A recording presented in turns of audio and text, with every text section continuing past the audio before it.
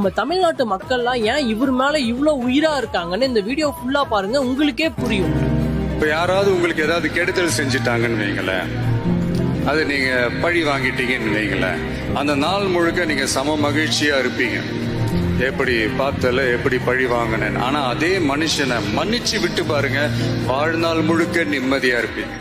இவருடைய லைஃப்ல இவங்க எல்லாருமே அவருக்கு மிகப்பெரிய பிரச்சனையை கொடுத்திருக்காங்க. ஆனா அது எல்லாமே ஒரு விஷயமாவே எடுத்துக்காம இவர் சிஎம் ஆன உடனே இவர் நினைச்சிருந்தா அவங்களை என்ன வேணாலும் பண்ணிருக்கலாம். ஆனா இவர் அது எதுவுமே பண்ணல. இவர் சிஎம் ஆனதுக்கு அவங்க யாருமே அவங்களுக்கு நேர்ல வந்து விஷ் பண்ணலனாலும் பரவாயில்ல, நான் அவங்கள பர்சனலா போய் பார்த்து அவங்க கிட்ட பிளெஸிங்ஸ் வாங்கிக்கிறேன் அப்படின்னு சொல்லிட்டு தான் ஒரு சிஎம்ன்றதையும் தாண்டி ஒவ்வொருத்தரையும் தனித்தனியா நேரா போய் மீட் பண்ணி பிளெஸிங் வாங்கியிருக்காரு. இப்போ இவங்க எல்லாருக்குமே புரியும் தமிழ்நாட்டு மக்கள்லாம் ஏன் விஜய் அண்ணாவை தன்னுடைய குடும்பத்துல ஒருத்தரா பாக்குறாங்க அப்படின்னு. அவரு இவ்வளவு கேவலமா பேசணும், அவங்க மேலே இவ்வளவு பாசமா இருக்காருன்னா அப்ப அவர் உயிரா நினைக்கக்கூடிய நம்ம மேல எவ்வளவு பாசமா இருப்பாருன்னு நீங்களே புரிஞ்சுக்கோங்க.